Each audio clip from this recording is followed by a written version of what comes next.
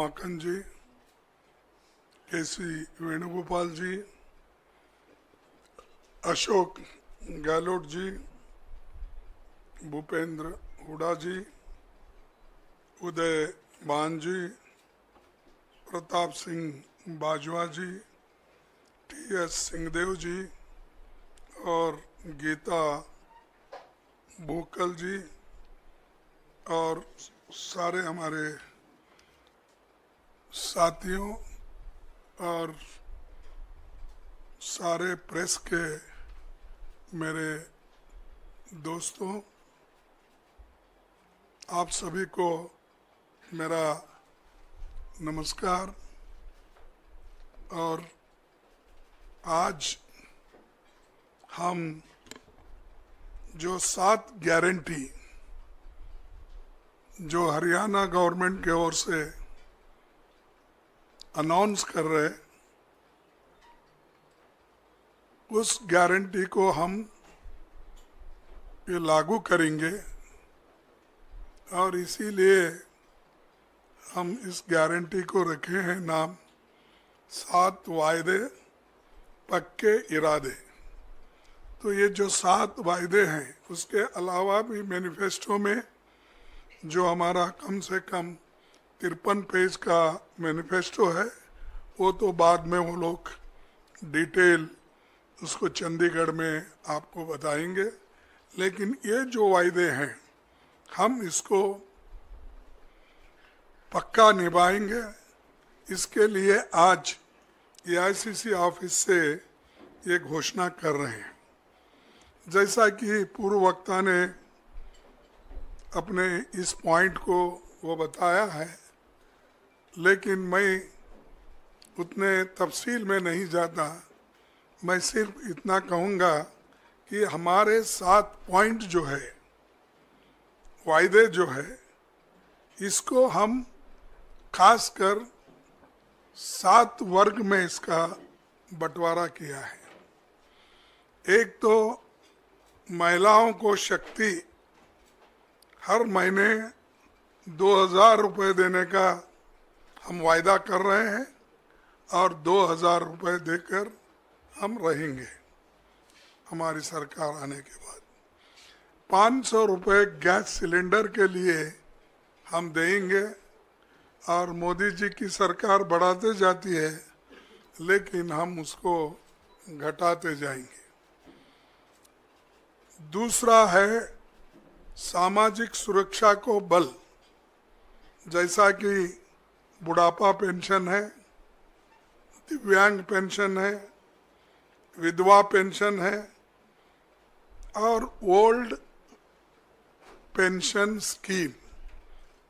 ये इसको हम पूरा अनुष्ठान में लाएंगे, उसको इम्प्लीमेंट करेंगे। और जिसका आंकड़े उन्होंने बताया कि बुढ़ापा पेंशन 6000 रुपये और दिव्यांग को 6000 रुपये, विधवा पेंशन को 6000 रुपये और ओपीसी जो भी स्कीम है, जो भी योजना है, उसके तहत मिलेगा। और तीसरा वायदा है युवाओं को सुरक्षित भविष्य।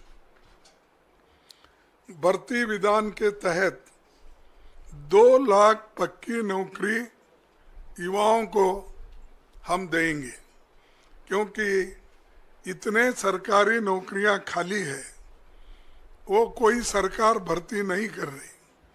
देश में हमने इससे पहले भी कहा कि सिर्फ सेंट्रल गवर्नमेंट में कम से कम 30-35 लाख वैकेंसीज है, सेंट्रल गवर्नमेंट भर रही नहीं।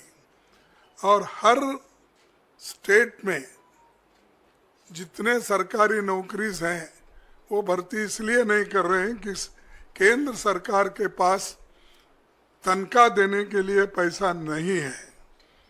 और ये जो युवाओं को हम ये नौकरी का वायदा कर रहे हैं, इसको हम निभाएंगे। हर परिवार को खुशहाली के तरफ जाने के लिए 300 यूनिट की फ्री बिजली, ठीक है ना, 300 300 यूनिट की फ्री बिजली और 25 लाख तक मुफ्त इलाज, जैसा कि पहले हमारे भाई गहलोत ने राज्यसभा में राजस्थान में शुरू किया था, वैसा आज फिर हम हरियाणा में यही लागू करेंगे।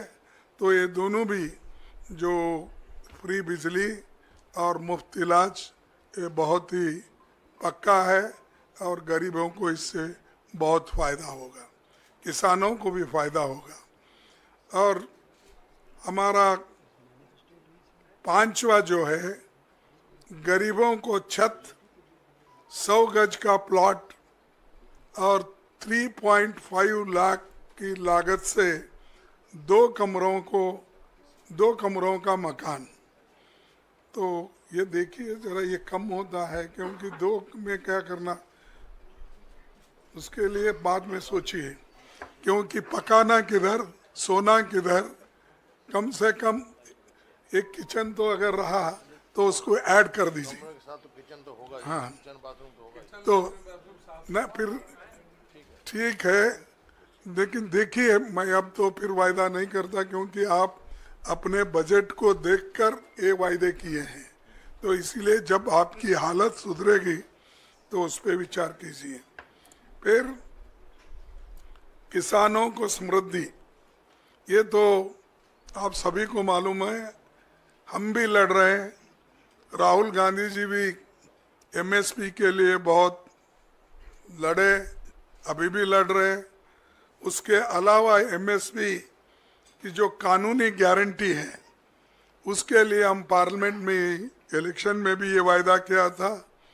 हमारे हरियाणा कांग्रेस कमेटी के आज के नेता लोग भी इस हरियाणा कांग्रेस का संकल्प पत्र में भी ये लिखा गया है। तो इस एमएसपी गारंटी का भी वो काम करेंगे। आखिरी में पिछड़ों को अधिकार, जातिगत सर्वे का, जातिगत जनगणना करने का बात हम ये पार्लियामेंट में भी उठाए थे और पार्लियामेंट के चुनाव में भी हमने इसका प्रचार किया। उसी ढंग से यहाँ पर जो हमारे हरियाणा में इसको जाति जनगणना की पूरी उन्होंने कोशिश करके वो जाति जनगणना इसलिए करेंगे कि हर कम्युनिटी के लोगों को, हर जाति के लोगों को वो कहाँ खड़े हैं, वेलफेयर स्कीम में उनका कहाँ स्थान है, चाहे इनकम में क्या है और शिक्षण में क्या है, नौकरियों में क्या है। ये हर चीज़ अगर आपको मालूम होना है तो ये जातीय जनगणना ज़रूरी है। इसीलिए वो काम हमारे हरियाणा की कांग्रेस पार्टी कर रही है और ये वायदा उन्होंने किया है और इसको हम अमल में लाएंगे। इसके सिवाय जो आप सबके समक्ष हरियाणा एक बहुत ही प्रॉस्परस स्टेट था, उसको इन्होंने इस केंद्र सरकार के इशारे पर चलने वाला राज्य सरकार उसको बर्बाद किया और वहाँ पर आज नशे के बहुत केसेस हो रहे हैं, सुसाइड्स हो रहे हैं और यहाँ तक कि जो सबसे नंबर 1 स्टेट माना जाता था हिंदुस्तान में, उसको अगर खराब करने में किसका हाथ है तो वो बीजेपी सरकार का और खासकर मोदी जी जो हमेशा पीछे से चलता है। कभी कभी थोड़े दिन मैं रेलवे में मिनिस्टर था, ये इंजन 2 लगाते हैं, एक आगे एक पीछे। आगे के लेके चलता है, अगर कहीं रुक गया है फिर पीछे आना है तो डेमो इंजन लगती है, वो पीछे लेके भी जाता है। तो वैसा इनके पास डबल इंजन सरकार है, एक आगे लेके जाती है फिर बाद में दूसरा पीछे लाती है। तो ऐसी ये सरकार है। तो इनके साथ अगर जो इनके कमियां हैं उनको दूर करना है तो आज कांग्रेस पार्टी को मौका जनता देने के लिए तैयार है और वो मौका लेने का हमारे कांग्रेस पार्टी के नेताओं के हाथ में है। तो इसीलिए ये मेरा वादा है कि हमारी सरकार आए तो ये जो 7 वायदे पक्के इरादे से हम जो कर रहे हैं वो ज़रूर हम अनुष्ठान में लाएंगे। उसके अलावा जो 10 साल में इन्होंने जो बर्बाद किया 2014 से लेकर 2024 तक, उसको रिपेयरी करना थोड़ा देर लगता है। फिर भी हम एक्सप्रेस इंजन लगाएंगे। ये लोग डबल इंजन बोले तो धीरे धीरे करे होंगे, उसीलिए आज बर्बाद हुआ। आज है भ्रष्टाचार, रिकॉर्ड बेरोजगारी, बिगड़ती कानून व्यवस्था, अराजकता, इस सब से घिरा हुआ हरियाणा बना है। इसलिए इसको हम ठीक ढंग से करेंगे। और जो 14 साल मुख्यमंत्री थे हरियाणा के, वो दिख रहे नहीं, कहाँ है? 9.5 साल, ठीक है, बीच में निकाले, दूसरों को लाए, 9.5 साल, लेकिन दिखना कहीं वो दिख रहे नहीं। पाप बेचारे कहाँ रखे क्या नहीं, या कम से कम यहाँ तो दिखना, लेकिन उनको पीछे हटाया गया। इसलिए हटाया गया कि वो काम नहीं कर सके। ये फेल्यूर का निशानी है। अगर अच्छा काम कोई करता तो इलेक्शन अगर 2-4 महीने रहता, कोई हटाता है? तो एक पहला उदाहरण है। तो ऐसा हो रहा है। और 6 महीने में कोई आके तीर नहीं मारता, वो भी फिर मोदी जी के तरफ से देखेगा। और रोज जाके जो हाथ मिलाता है, झुकता है, सर झुका के उनके पास बात करता है, तो उन्हीं को जरा उनका आशीर्वाद मिलता है। ये सब बातें आपको मालूम है। और आज जो हमारी पार्टी जरा जिसको जान आई है, वो खास करके हमारे राहुल गांधी जी के भारत जोड़ो यात्रा और भारत न्याय यात्रा, ये हमारा जनता से डायरेक्ट संपर्क रहने के वजह से, जनता से मिलने के वजह से, और कन्याकुमारी से कश्मीर तक और मणिपुर से लेकर महाराष्ट्र तक जो उन्होंने दौरा किया, ये लोगों को डायरेक्टली मिलने का किया। लेकिन आज बीजेपी की सरकार जनता को डायरेक्टली मिलती नहीं, वो सिर्फ दूरदर्शन करती है और सेलेक्टेड चंद 10-20 लोगों में मोदी जी ठहरते हैं। बेटा तुम क्या कर रहे हो, कहाँ से हो, वही उतना फोटो आप देखेंगे। जाओ भाई, पैदल आप भी जाओ। आप तो बहुत बोलते हैं मैं प्रचारक हूँ, वो हूँ, ये हूँ, तो जा सकते हो लोगों में। हजारों के लाखों के भीड़ में नहीं जाते, और 1000 लोग कहाँ हैं वहाँ भी नहीं मिलते। जिनको जितना सेलेक्टिवली होना वही लोगों को मिलते हैं, सेलेक्टेड प्रेस को मिलते हैं, सेलेक्टेड जर्नलिस्ट को मिलते हैं। आप लोग कितने लोग गए मुझे मालूम नहीं, थोड़े कुछ गए होंगे, लेकिन बाकी के लोग तो दूर दर्शन लेते हैं, दूर से ही उनका दर्शन लेना। तो ये हालत उन्होंने बना के रखी है। लेकिन आज हम जो वायदे कर रहे हैं, इसके अलावा भी ये हम जो किसान आंदोलन हुआ, जो 3 काले कानूनों के लिए लोग लड़े और वो शहीद हो गए, उन शहीदों के लिए एक बहुत बड़ा स्मारक हरियाणा में बनाएंगे। और वहाँ के जितने भी किसान लोग हैं अपना जो जान दिए हैं, शहीद हो गए हैं, उनको भी, उनके बच्चों को नौकरी देने का भी वायदा हमारे गवर्नमेंट ने किया है। उसके अलावा भी और एक खुशखबरी है। आप बोलेंगे आप दिल्ली में रहने से हमको नहीं मिलेगा, लेकिन क्या कर सकते, उन्होंने हरियाणा के लिए किया है।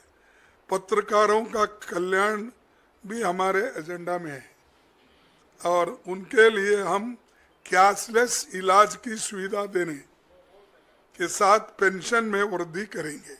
ये वायदा आपके भाइयों के लिए है जो हरियाणा में रहते हैं। तो ये ऐसा कोई वायदा किसी और ने नहीं किया।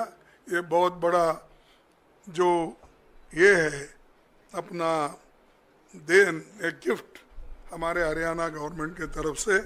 तो ये ऐसे बहुत से चीज़ें हैं, तो मैं सारे गहराई में जाना नहीं चाहता, लेकिन सभी के कल्याण के लिए बहुत से चीज़ें अभी आपको अपने इलेक्शन मैनिफेस्टो में मिलेंगे, लेकिन आपके लिए आज के लिए जो 7 वायदे हैं और बाकी के जो भी चीज़ें हैं, तो हम खास करके इसका घोषणा यहाँ कर रहे हैं। इसीलिए आप लोग आए, आप सभी को मैं धन्यवाद देता हूँ कि शॉर्ट नोटिस में आपने पूरे अपने अटेंडेंस को यहाँ पर दिखाया। Thank you one and all. बहुत बहुत धन्यवाद आदरणीय अध्यक्ष महोदय। अब मैं अनुरोध करूंगा भूपेंद्र हुड्डा जी से कि वो धन्यवाद करें और उसके बाद में पवन खेड़ा जी यहाँ पे उनसे मैं निवेदन करूंगा वो आए और केवल 5 क्वेश्चंस पूछेंगे तो उसको वो कंडक्ट करेंगे। अब भूपेंद्र हुड्डा जी सबका धन्यवाद करें। धन्यवाद। आदरणीय कांग्रेस अध्यक्ष खड़गे साहब, वेणुगोपाल जी, अजय माकन जी, अशोक गहलोत जी, प्रताप बाजवा जी, हमारे यहाँ हरियाणा कांग्रेस के अध्यक्ष चौधरी उदयभान जी, हमारी मैनिफेस्टो कमेटी की चेयरपर्सन गीता जी, TN सिंहदेव जी व उपस्थित सभी पत्रकार व छायाकार साथियों। देखिए, बात तफसील से बताई हमारे कांग्रेस अध्यक्ष जी ने। सबसे पहले तो मैं आभार व्यक्त करता हूँ कांग्रेस अध्यक्ष जी का, उन्होंने समय निकाला और ये उन्होंने खुद स्वयं पढ़ा जो हमारा मैनिफेस्टो तैयार हो रहा है, और यहाँ पर आज इन्होंने 7 गारंटी का जो है ये रिलीज किया है। जब हरियाणा 1966 में बना, इंदिरा जी ने बनाया, तो ये सवाल उठे थे कि आया आर्थिक तौर पे हरियाणा अपने पैरों पे खड़ा हो सकता है, नहीं खड़ा हो सकता है। लेकिन जैसे जैसे इंदिरा जी, राजीव जी के समय में, फिर अपना नरसिम्हा जी के टाइम में, नरसिम्हा राव जी के टाइम में, फिर डॉक्टर मनमोहन सिंह जी के टाइम में सोनिया जी अध्यक्ष थी, तो हरियाणा ने बहुत प्रगति करी हरियाणा ने। और 2014 में जब हमने कांग्रेस ने सरकार छोड़ी, तो हरियाणा प्रति व्यक्ति आय में, बड़ी स्टेटों में प्रति व्यक्ति आय में, प्रति व्यक्ति निवेश में, नौकरी देने में, कानून व्यवस्था में, खेल और खिलाड़ियों में नंबर 1 था। लेकिन अभी पिछले 10 साल के राज में, बीजेपी और जेजेपी की सरकार में, हरियाणा नंबर 1 बेरोजगारी में हो गया, महंगाई में हो गया, अपराध में बहुत बढ़ गया, और खेल खिलाड़ियों को तो आपने देखा, हमारी पहलवान बेटियों को किस तरह से जंतर पंतर पे घसीटा गया, आज तक भी उनको न्याय नहीं मिला। तो मैं इन शब्दों से कहना चाहता हूँ अध्यक्ष जी को, अध्यक्ष जी आपके नेतृत्व में और राहुल जी के नेतृत्व में हम आपसे वायदा कर रहे हैं हरियाणा कांग्रेस की तरफ से कि एक अच्छी सरकार बनाएंगे। जो आपने रिलीज किया है ये हम लागू करवाएंगे कांग्रेस की सरकार बनके, और हरियाणा को फिर से नंबर 1 बनाने का कार्य हम आपके नेतृत्व में और राहुल जी के नेतृत्व में हम करेंगे।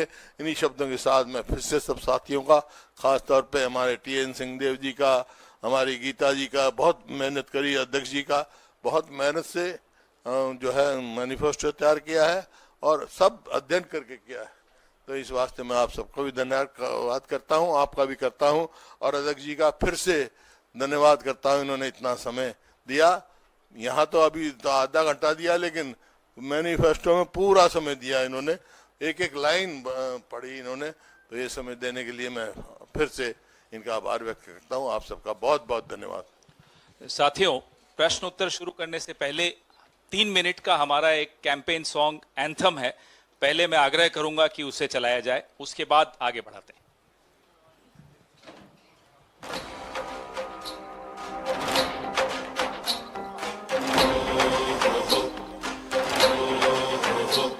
वादे वादे कितने वादे देखे हैं, झूठे झूठे सारे इरादे देखे हैं। राज चलता है मनमाना, लुट गया मेरा हरियाणा। रोशनी की आस बची, अब हाथ में है पार लगाना। हो चुकी परिवर्तन की शुरुआत, हो चुकी परिवर्तन की शुरुआत।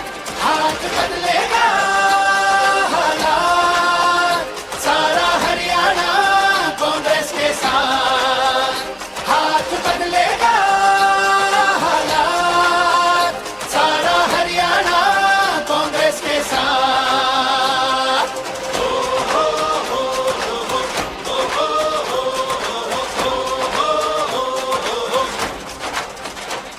हर युवा के, नारियों के, हर किसान का सच्चा साथी, जन जन के।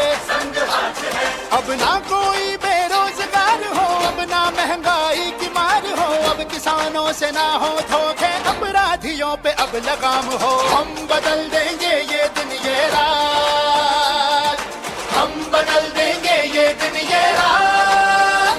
हाथ बदलेगा हालात, सारा हरियाणा कांग्रेस के साथ। हाथ बदलेगा हालात, सारा हरियाणा कांग्रेस के साथ।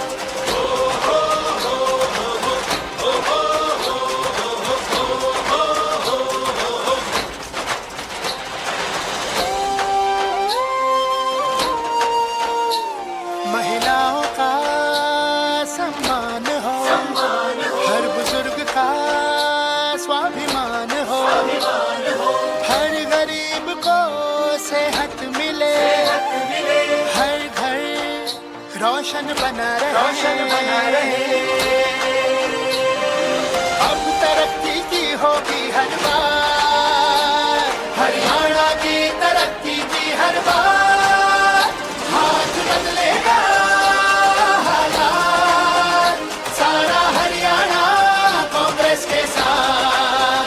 हाथ बदलेगा हालात, सारा हरियाणा कांग्रेस के साथ। आ रही है कांग्रेस, आ रही है कांग्रेस, आ रही है कांग्रेस। हाथ बदलेगा, आ रही है कांग्रेस।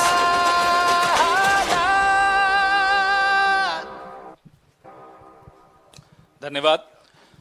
जो सवाल होंगे वो आज के कार्यक्रम 7 गारंटीज पर ही केंद्रित होने चाहिए। सबसे पहले मैं एजेंसीज को आमंत्रित करूंगा। एएनआई सिद्धार्थ, किससे सवाल पूछना है वो भी बता दिए।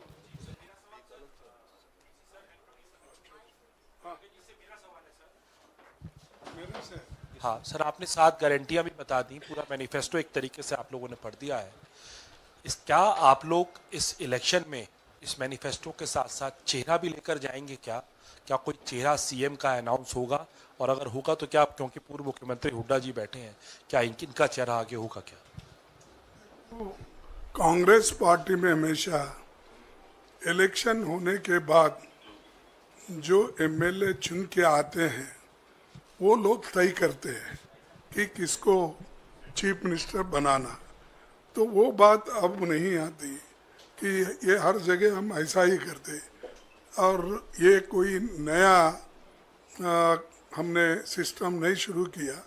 जो काम करता है उसको मिल ही जाता है, लेकिन एमएलए लोग तय करते हैं, चुनाव जीत कर आते हैं। तो ये हमारा पहले से सिस्टम है। पीटीआई से रिपुंज तिवारी, आईएएनएस। रिलेटेड है। अभी कैबिनेट ने वन नेशन वन इलेक्शन का प्रस्ताव पास हो गया है, मोदी सरकार ने पास कर दिया है। इस पे खड़गे सर आप क्या कहेंगे? मैंने आपको कहा था इसी पर केंद्रित रखिए। सर इलेक्शन पे मैनिफेस्टो के नहीं, इसी पर केंद्रित रखिए। यू वांट, आप फोरगो करते हैं आपका क्वेश्चन। मौसमी सिंह।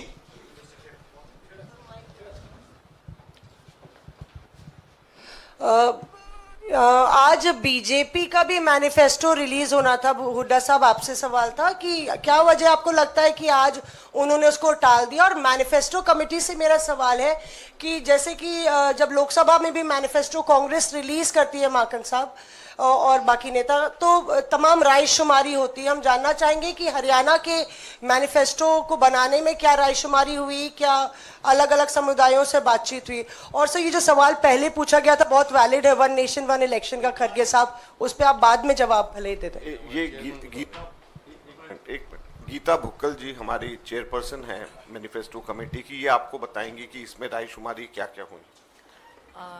धन्यवाद। हमने हरियाणा का मैनिफेस्टो बनाने के लिए जिस प्रकार से हमारा ऑल इंडिया कांग्रेस कमेटी का मैनिफेस्टो बना था, सभी के बीच में जाकर जनता की आवाज को सुना, उनकी बातों को सुना।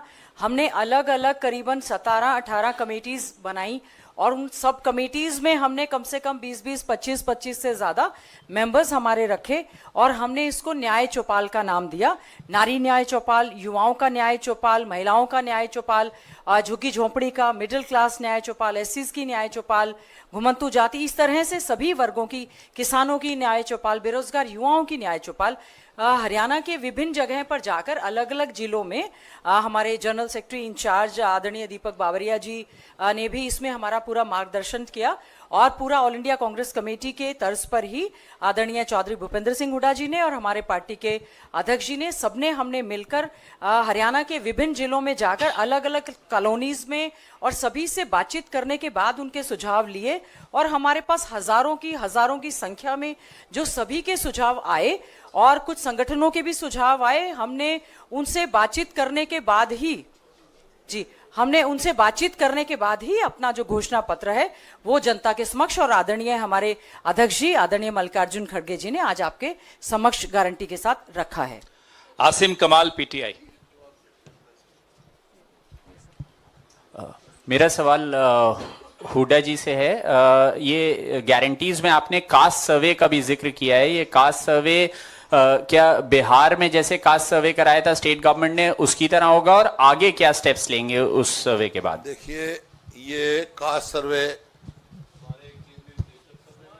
राहुल जी ने भी और हमारा सेंट्रल मैनिफेस्टो था उसमें भी था और हम इसी प्रकार स्टेट में भी कास्ट सर्वे कराएंगे ताकि जिसका जितना अधिकार है उसका उतना अधिकार मिले।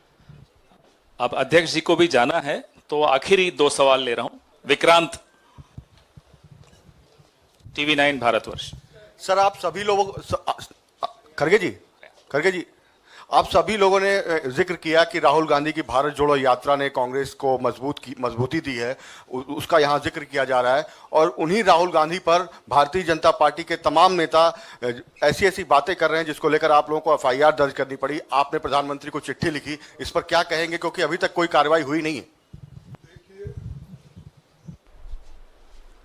कार्रवाई करने के लिए ही आज हमारे पार्टी के ट्रेजरर अजय माखन जी वो कंप्लेंट दिए हैं और उस कंप्लेंट में आगे क्या कार्रवाई होगी, मोदी जी किस ढंग से और शाह उसको कैसा लेंगे, हमको देखना है।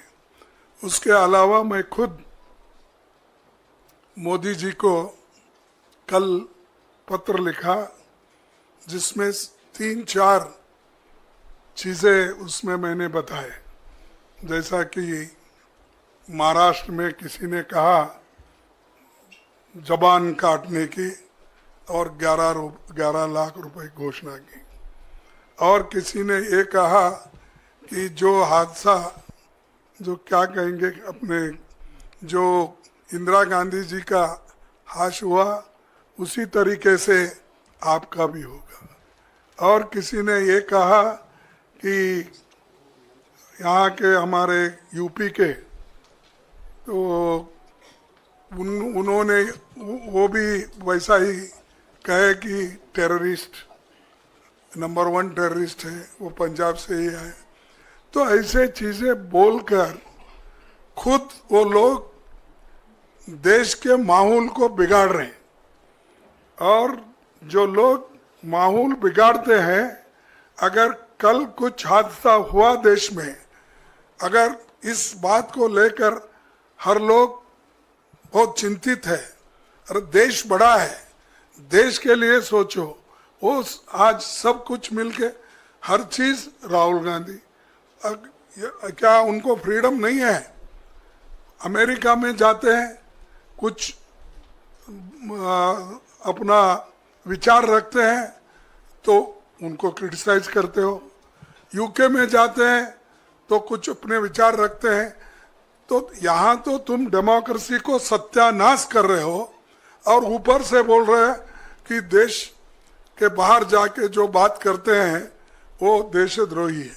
मैं पूछता हूँ, मोदी साहब खुद एक 10 साल में इतने बार बाहर गए, हमेशा कांग्रेस को गालियां देते आए, चाहे वो कोरिया हो, चाहे वो यूएई हो, चाहे वो यूके हो, चाहे यूएस हो, हर जगह जहां भी गए, अरे भाई आपको एक ही मुद्दा था क्या? आप हमको सबक सिखा रहे हो। हमारे लोग तो डेमोक्रेसी बचाने के लिए, और डेमोक्रेसी की बातें दुनिया में हर लोग रखते हैं, और दुनिया के जितने भी बड़े बड़े नेता यहाँ आते हैं डेमोक्रेसी के बारे में ही पूछते हैं, कैसा चल रहा है, क्या चल रहा है। लेकिन इन्होंने होना बोल के राहुल गांधी जी को टारगेट करके, कांग्रेस पार्टी को टारगेट करके ये बात कर रहे हैं। हम चलने नहीं देंगे, और इन्हों हमको डराने की कोशिश कर रहे हैं। हम डरेंगे नहीं, झुकेंगे नहीं, उनका मुकाबला करते रहेंगे। टोटल टीवी से आखिरी सवाल प्रदीप। नमस्कार सर, ये जो गारंटी कार्ड लॉन्च हुआ है उसमें पुरानी पेंशन बहाली का एक बड़ा वादा शामिल है। हमने देखा है आपने जब भी गारंटी कार्ड लॉन्च किए हैं, जहाँ पर कांग्रेस ने चुनाव से पहले लॉन्च किए, चाहे तेलंगाना हो, हिमाचल प्रदेश हो, बड़ी बड़ी गारंटियाँ जब दी गई हैं। जो ये पेंशन बहाली है बड़ा मुद्दा बना था, लेकिन हिमाचल में इसके लिए मुश्किलें आई हैं। तो ये फार्मूला क्या होगा आपका हरियाणा में इसको लेकर? देखो, वो सारी चीज़ें अभी आपने बताया हमारे गीता जी ने, कि ये छानबीन करके ही हमारा बजट क्या है, रिसोर्सेस कितने हैं, और इन रिसोर्सेस में कौन से कार्यक्रम हम ले सकते हैं, ये सारे चीज़ की छानबीन होने के बाद ही इस ओपिनियन पे आए हैं कि हम ओल्ड पेंशन स्कीम जारी कर सकते हैं। तो इसीलिए हम जारी करेंगे।